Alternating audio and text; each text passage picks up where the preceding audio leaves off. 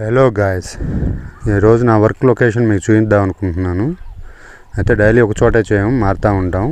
ఇప్పుడు ఇక్కడ ఒక టీం వర్క్ చేస్తూ ఉంది. కనబడుతున్న దూరం కొండ మీద టాప్లో ఇంకో టీం ఉంది. నమ్మట్లేదా? జూమ్ చేసి చూపిస్తాను సాధ్యమైనంత వాటికి. చూడండి, వాళ్ళు పెద్దగా కనిపించరు కానీ ఏరో మార్క్ వేసి చూపిస్తాను. జస్ట్ చిన్న మూమెంట్ ఉంటుంది, వాళ్ళు కదులుతూ ఉన్నారు. అక్కడ ఒక టీం పనిచేస్తుంది.